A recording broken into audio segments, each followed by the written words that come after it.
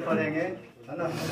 वो भारत में ब्रिटिश भू राजस्व की व्यवस्था, ब्रिटिश लोग जब भारत में आया था तो भूमि राजस्व की व्यवस्था किस प्रकार से बनाया उन्होंने, ठीक है। थोड़ा सा इसका हम लोग पीछे देखते हैं सर। 1757 की लड़ाई जानते हैं आप लोग, प्लासी की लड़ाई, है ना। 1757 में बक्सर का युद्ध कब हुआ था? 64 में। बक्सर का युद्ध जीतने के बाद अंग्रेजों ने संधि किया था, इलाहाबाद की संधि, 12 अगस्त 1765 में, है ना। इलाहाबाद की संधि के बाद अब अंग्रेजों को क्या था कि विस्तारवादी का परिणाम था, माने कि वो चाहता था कि भारत में जितना ज्यादा हो, है ना, ब्रिटिश साम्राज्य में मिलावे, भारत की जो भूमि है उसको ब्रिटिश साम्राज्य में मिलावे। इसके लिए उसे अत्यधिक धन की जरूरत थी, उसको धन रहेगा तब ना, धन की जरूरत थी। इसलिए उन्होंने समय समय पे, है ना, वेतन देने के लिए, है ना, अधिकारियों को वेतन देने के लिए, धन की जरूरत के लिए, और सबसे इम्पोर्टेंट चीज, सबसे उनको जो धन की जरूरत थी वो एक स्रोत था, एकमात्र स्रोत वो था भू राजस्व, है ना, भूमि, है ना। इस एरिया में उन्हें भूमि का स्रोत था।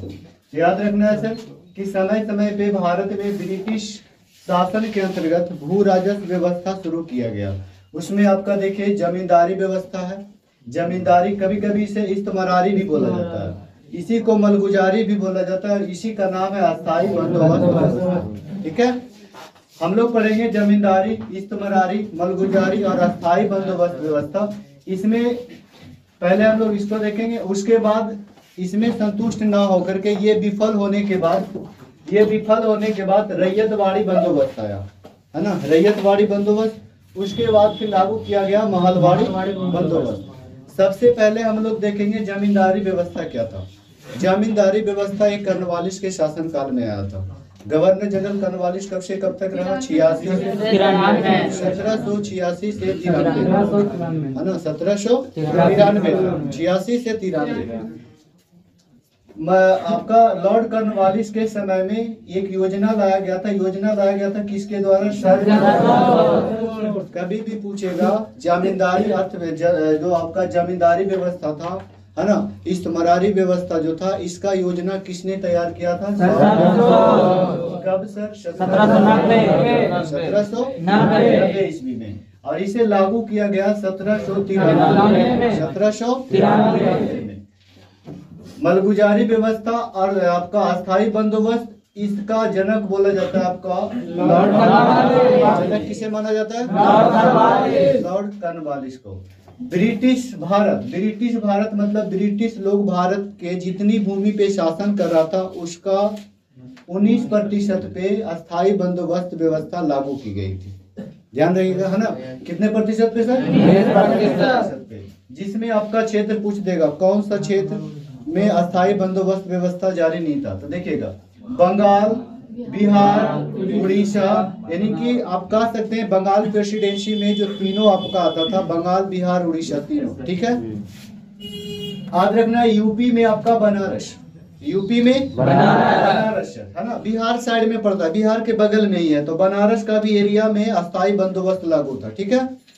और आपका उत्तरी कर्नाटक, ये आप बाद में रखना कि उत्तरी कर्नाटक भी एक था, है ना, जिसमें अस्थायी बंदोबस्त व्यवस्था लागू की गई थी, ठीक है। अस्थायी बंदोबस्त व्यवस्था जो लागू किया गया था, ये भूमि से कितना कर लेता था? तो ये भूमि से कर लेता था आपका एक 10/11, ये ध्यान देना है कि जो कंपनी को जो कर देना पड़ता था वो 10/11 देना पड़ता था। इसका मतलब मान लीजिए कि अगर 11 मन हुआ, ठीक है, तो उसमें 10 मन आप लोग को ब्रिटिश को देना पड़ेगा, और आपका इसमें जो 1 मन रखता था वो जमींदार लोग, कौन रखता था? जमींदार लोग। इसमें आपका जिम्मेदारी होती थी जमींदारी को, है ना, जमींदार को एक जमींदार बनाया जाता था, जमींदार को ठेके पे दिया जाता था कि आपसे ये जो लगान वसूली जो होता है ना, लगान वसूली, इस एरिया में आपको लगान वसूली करना। लगान वसूली के लिए अगर आप 10 बोरी पहुंचाए या 10 मन पहुंचाए ब्रिटिश शासन को, उसमें आपको 1 मन मिलेगा, है ना, जमींदार। याद रखना अस्थायी बंदोबस्त व्यवस्था जो थी किस पे लागू थी? जमींदार। ये जो जिम्मेदारी थी, किसको जिम्मेदारी? जमींदार, ठीक है।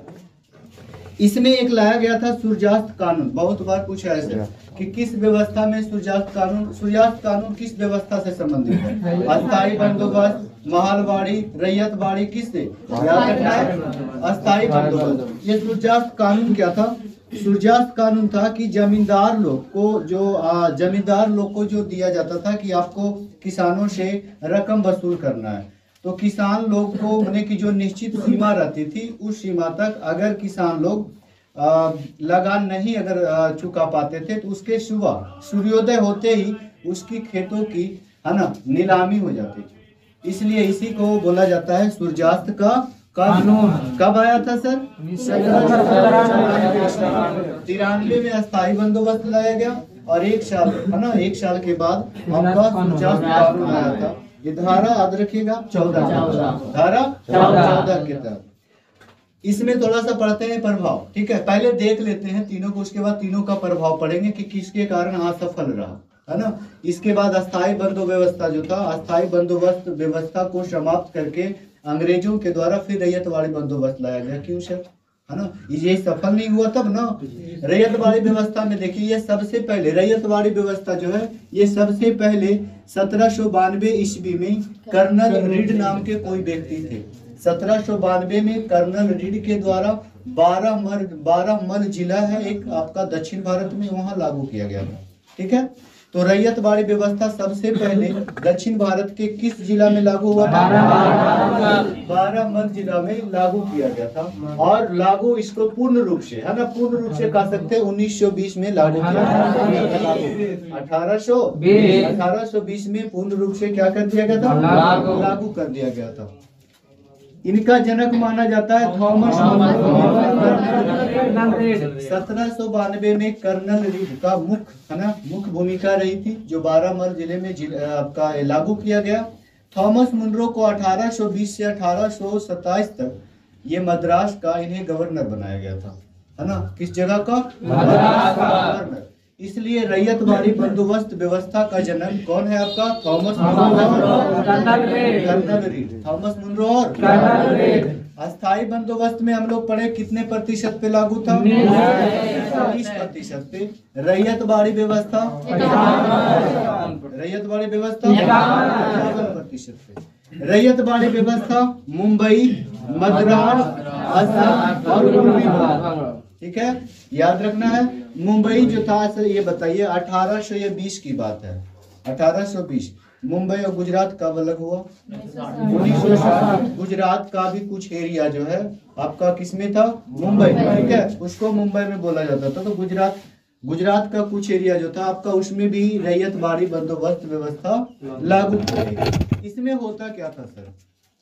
इसमें किसानों से 33 से लेके 50% तक कर दिया जाता था, टैक्स लगाया जाता था। कुछ खेतों पे 33%, कुछ पे आपका 45, माने कि 33 से लेके 50%, ठीक है। लेकिन प्रभाव में हम लोग जब पढ़ेंगे तो लगभग अधिकांश खेतों पर ज्यादा से ज्यादा कर लगाया गया, है ना, ज्यादा से ज्यादा कर। इसमें जिम्मेदारी होती थी किसान को। इसकी जिम्मेदारी थी किसान को। जमींदारी व्यवस्था, इसमें जो आपका जमींदारी व्यवस्था इसलिए बोला गया था अस्थाई बंदोबस्त को कि अस्थाई बंदोबस्त जो भी रकम अस्थाई बंदोबस्त में जो कर लिया जाता था वो जमींदारों के द्वारा लिया जाता था। तो जो कर लिया जा रहा है वो ब्रिटिश शासन को दिया जा रहा है कर जमींदारों के द्वारा। तो जमींदार इस समय क्या होते थे? जमींदार बीच में बिचौलिया का काम करते थे, बोल सकते बिचौलिया का काम करते थे, है ना, यहाँ से लेकर के वहां देना। तब यहाँ पे जमींदारों को अधिक फायदा होने लगा, इसलिए एक रैयतवाड़ी व्यवस्था लाया गया जिसमें डायरेक्ट अंग्रेजी शासन ने किसको संपर्क किया? किसान, है ना। किसान को ही आपका लगान क्या करना पड़ता था सर? देना पड़ता था। इसमें रकम जो थी आपका 33 से लेकर के 50%, कहीं 1/3 से 1/2, है ना, बटा आपका इस तरह से भी देगा 1/3 से 1/2, ठीक है, 1/2 था। तो याद रखना है अस्थाई बंदोबस्त में जो जिम्मेदारी सौंपी गई थी जमींदार को, रैयतवाड़ी व्यवस्था में किसको? किसान को, ठीक है। 1820 में मद्रास प्रांत में लागू कर दिया गया था, पूरे मद्रास प्रांत में। 1825 में मुंबई और उसके कुछ समय बाद असम में, है ना, असम में लागू की गई थी। तो रैयतवाड़ी व्यवस्था में याद रखना है कि मुंबई, मद्रास, असम और पूर्वी बंगाल। मुंबई, मद्रास, असम और पूर्वी बंगाल। अस्थायी बंदोबस्त में हम लोग पढ़े बंगाल प्रेसिडेंसी में तीनों आता है, तीनों में लागू किया गया है ना। और आपका कौन सा बनारस और आपका उत्तरी कर्नाटक, इसमें उत्तरी कर्नाटक और रैयतवाड़ी में असम, ध्यान रखना है असम और एक पूर्वी बंगाल, असम और पूर्वी बंगाल, ठीक है। इसमें तीनों इसलिए कि सबसे पहले 1793 में जारी किया गया था, है ना, 1793 में, क्योंकि दीवानी प्राप्त हो गई थी सर। समझौता जो आपका 12 अगस्त जो इलाहाबाद की संधि हुई थी 1765 में, उसमें दीवानी प्राप्त हुआ था अंग्रेजों को, है ना, और 3 उप दीवान नियुक्त किए थे, बंगाल, बिहार, उड़ीसा, ऐसे पढ़ा चुके हैं। हाँ, तो उसी के चलते तीनों में, और एक आपका कर्नाटक याद रखना है। देखिएगा अब हम लोग महलवाड़ी व्यवस्था के बारे में देखते हैं। महलवाड़ी व्यवस्था या महलवाड़ी बंदोबस्त इसको बोलिए। इसको अमल में लाया गया 1819 ईस्वी में। अमल कब लाया गया? 1819 में, और लागू किया गया 1822 ईस्वी में, 1822।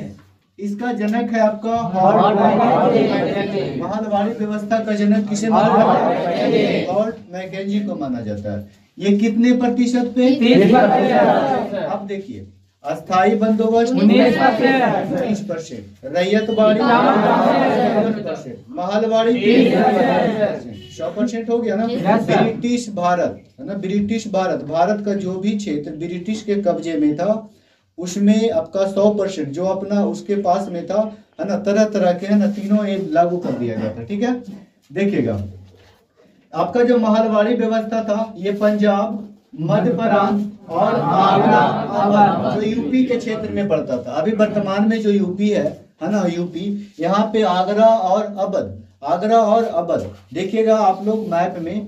तो आपका जो एमपी है, मध्य प्रांत जो है, एमपी का ना, एमपी जो है आपका यूपी के साइड में जो एरिया जो आपका जो सीमा बनाता है ना, उसी के बगल में आगरा है, अवध है ना। तो आगरा और अवध और एक मध्य प्रांत, है ना, एमपी, मध्य प्रांत, ठीक है, और यहाँ पंजाब, ठीक है। याद रखना है कहाँ, किससे सर? महलवाड़ी व्यवस्था इसमें जारी था, ठीक है। अब तीनों का पहले हम लोग देखते हैं कि किसमें कौन कौन सा माने स्टेट आता है। ऐसे पूछ देगा, 4 गो ऑप्शन दे देगा, इनमें से कौन सी व्यवस्था यहाँ लागू नहीं थी, ठीक है।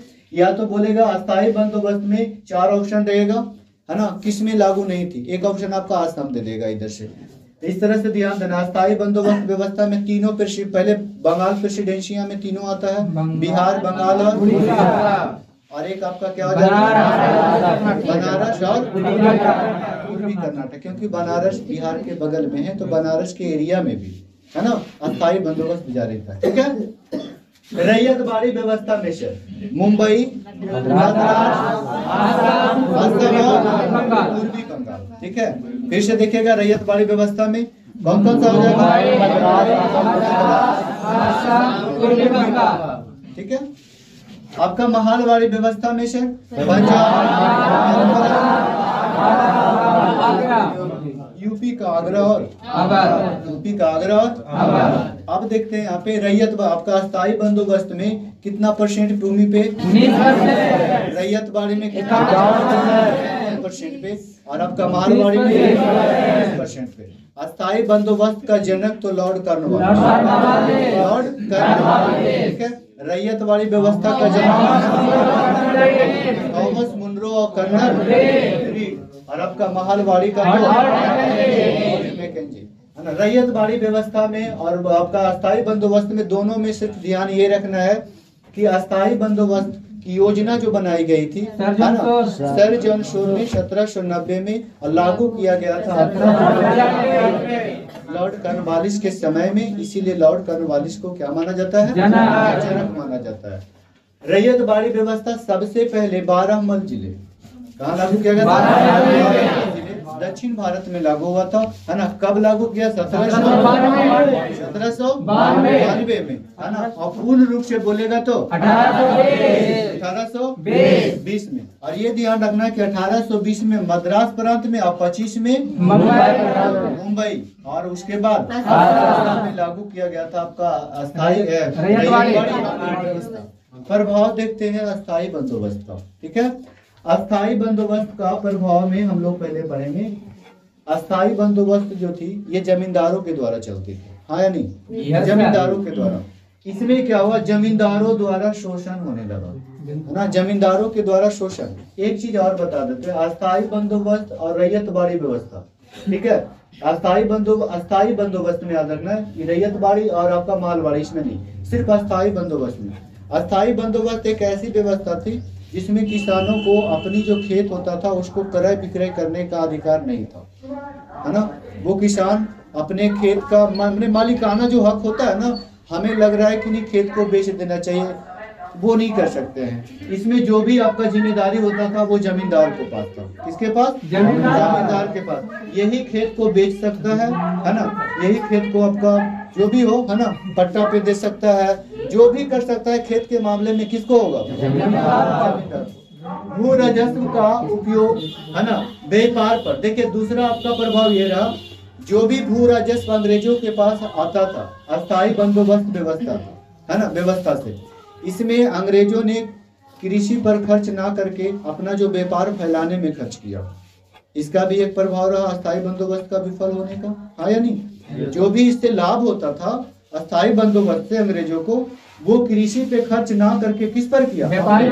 अपने व्यापार पे।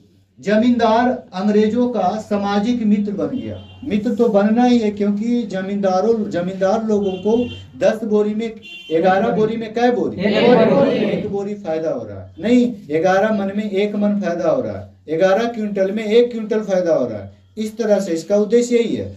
तो उतना फायदा हो रहा है, इसलिए जमींदार लोग क्या हो गए? मित्र हो गए। किसका? अंग्रेजों के। और इसीलिए अंग्रेजों ने, ये जमींदार लोगों ने, जब 1857 की क्रांति हुई थी, इसमें क्वेश्चन पूछता, 1857 की क्रांति में जमींदारों ने किसका साथ दिया था? अंग्रेजों का साथ दिया था। कारण यही था। और इसमें भी हाँ दोस्त, एक मित्र के रूप में सामाजिक मित्र हो गया था। याद रखिएगा कि जमींदारों, इसमें एक और व्यवस्था लाई गई थी, जिसमें क्या किया गया था कि अस्थाई व्यवस्था, अस्थाई बंदोबस्त में अगर जो जमींदार जहां से लगान ले रहे हैं, इसको पैतृक बना दिया गया। पैतृक समझ रहे हैं ना? पैतृक। अगर जमींदार जो ले रहे हैं, उसका जो अब कर ले रहे हैं वर्तमान में, उसका बेटा उनके बाद वहाँ का जमींदार होगा, उसके बाद उसका पोता वहाँ का जमींदार। ये पैतृक व्यवस्था अस्थाई बंदोबस्त में जारी की गई है। याद रहेगा, अस्थाई बंदोबस्त एक बार फिर से, अस्थाई बंदोबस्त, जमींदारी बंदोबस्त, है ना, इसी को बोला जाता है इस्तेमारी बंदोबस्त, है ना, ये याद रखिएगा। मलगुजारी बंदोबस्त, ये तीनों चारों नाम याद रखना है, सब एक ही है, अलग अलग मिलेगा कहीं, ध्यान देना आप लोगों को। योजना सर जॉन शोर ने कब बनाया था? 1790। जनक किसे कहा जाता है? ब्रिटिश भारत के कितना प्रतिशत पे लागू? 19% पे। कितना परसेंट पे? 19% पे। कहाँ कहाँ लागू था सर?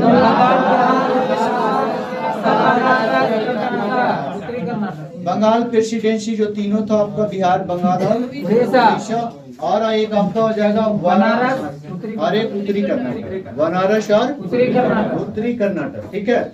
कर जो दिया जाता था 10/11, अंग्रेजों को, कंपनी को जो कर दिया जाता था 10/11, और जमींदार कितना रखते थे? 1/11 था। ठीक है। सुजात कानून किस व्यवस्था से संबंधित है? अस्थाई बंदोबस्त। रैयतबाड़ी में हम लोग पढ़े, रैयतबाड़ी व्यवस्था सबसे पहले किस जिला में लागू? कहाँ पड़ता है? दक्षिण भारत में। कब जारी किया गया था? 1792। लेकिन लागू मेन रूप से 1800। जनक कौन है रैयतबाड़ी? और कर्नल रीड। ये जो जारी किया गया था आपका मुंबई, मद्रास, कितना प्रतिशत पे सर? 51% पे। कितना परसेंट पे? ऐसे भी पूछेगा, 4 व्यवस्था दे देगा, है ना, एक इजारेदारी भी दे देगा मुर्शिद कुली खान का, बोलेगा सबसे ज्यादा ब्रिटिश भूभाग पे जो लागू व्यवस्था थी कौन सी? रैयतबाड़ी व्यवस्था। कौन सी व्यवस्था? रैयतबाड़ी व्यवस्था। देखिएगा यहाँ महलबाड़ी के बारे में 1819 में आया, 22 में लागू किया गया। जनक कौन है आपका?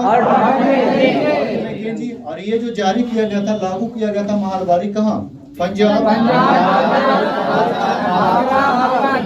यूपी का आगरा और अवध। ठीक है। रैयतबाड़ी का प्रभाव देखिए, इसमें है साहूकारों द्वारा शोषण। अब कैसे कह सकते हैं कि साहूकारों के द्वारा शोषण हुआ? अस्थायी बंदोबस्त में तो जमींदार लोग कर लेता था तो उसके द्वारा शोषण किया जाने लगा। इसमें साहूकारों के द्वारा शोषण इसलिए होने लगा क्योंकि जो निश्चित सीमा तय की जाती थी रैयत जमा करने के लिए, रैयत भी होता है किसान, ठीक है ना, रैयत जो जमा करने की, किसानों को जो लगान देने की जो निश्चित सीमा होती थी, उस सीमा पे जमा अगर नहीं हो पाता था तो साहूकारों लोगों से कर्ज लेना पड़ता था किसानों को, है ना, नहीं तो फिर उसकी भूमि की क्या हो जाएगी, नीलामी हो जाएगी। तो कर लेना पड़ता था, तो कर लेना पड़ता था, तो कर आप ले रहे हैं तो ऋण पर ही न लेंगे। इस तरह से साहूकारों के द्वारा धीरे धीरे धीरे धीरे क्या हो गया, शोषण होने लगा। ठीक है। अधिकांश क्षेत्रों में ऊंची दरें, ये जो 33% से 50% आप देख रहे हैं, ये दर का सीमा था, लेकिन अधिकांश क्षेत्रों में कैसी दरें थी, ऊंची दरें, सबसे ज्यादा दर लगाया गया था। किसानों को अधिक उत्पादन के लिए बाद, किसानों को ज्यादा से ज्यादा, है ना, ज्यादा से ज्यादा उत्पादन के लिए बाध्य किया गया, है ना, कि जितना अधिक से अधिक उत्पादन कीजिए आप, किसमें से, रैयत वाली व्यवस्था में। ठीक है। इसलिए ये असफल रहा। महलवाड़ी व्यवस्था में देखिएगा इसका प्रभाव मुख्य, इसमें तो आपका है सर कि जिम्मेदार जो था गांव का मुखिया को बनाया गया था। महलवाड़ी व्यवस्था में आपका जो जिम्मेदारी थी किसका था, गांव का मुखिया। हॉल्ट मैकेंजी के द्वारा इसे लाया गया था महलवाड़ी व्यवस्था। इसमें क्या किया गया था, इसमें बोला गया था कि प्रत्येक किसान को नहीं, एक गांव में एक मुखिया का चुनाव होता है, एक प्रधान जो अमीर व्यक्ति होते थे, है ना, उनको माने मुखिया बना दिया जाता था। उनके पास ये थोपा जाता था कि आप ये गांव का माने कि ये तय किया जाता था, इस गांव से इतना लगान हमको चाहिए, है ना, इस गांव से जो लगान चाहिए उस मुखिया के द्वारा दिया जाता था। मुखिया का, है ना, गांव में किसका जिम्मेदारी होती थी, गांव का मुखिया को जिम्मेदारी दिया गया महलवाड़ी व्यवस्था का। मुखिया या प्रधान द्वारा शोषण, मुखिया और प्रधान के द्वारा शोषण इसलिए किया गया कि मुखिया जो होता था ना, प्रधान जो होता था, उसको अत्यधिक शक्तिशाली बना दिया गया था, है ना, शक्तिशाली अधिक बना दिया गया था। कंपनी का अधिकारी, है ना, स्वार्थ सिद्धि हो गए। अब यहाँ पे देखिए, ये जो मुखिया होता था वो गांव का लगान किसको देगा, सरकारी जो कंपनी का अधिकारी आता था उसके थ्रू जाएगा लगान, अंग्रेजी शासन के यहाँ, है ना। तो इस तरह से जो अधिकारी होते थे, है ना, अपना स्वार्थ सिद्धि में लग गए। मतलब कि कह सकते हैं गांव के मुखिया से उनको संपर्क होने के बाद स्वार्थ सिद्धि का मतलब है सर कि लगान कुछ ले रहे हैं और अंग्रेजों को कुछ और दे रहे हैं। ठीक है। इसलिए अंग्रेजों को भी कुछ कहीं कहीं घाटा होता था। सरकार एवं किसान का प्रत्यक्ष संबंध समाप्त हो गया। अधिकारी आ रहे हैं गांव के मुखिया से मिल रहे हैं, है ना, और लगान लेके जा रहे हैं। तो इससे क्या हुआ, किसान का और आपका जो आपका जो लगान जिसको दे रहे हैं आपका अंग्रेजी शासन को क्या हो गया, दोनों में संपर्क समाप्त हो गया। इसलिए महलवाड़ी व्यवस्था भी आपका नहीं रहा। ठीक है, ये भी विफल रहा। तो इस तरह से याद रखिएगा, इस्तेमारी, अस्थायी बंदोबस्त, रैयतवाड़ी व्यवस्था और महलवाड़ी। ठीक है।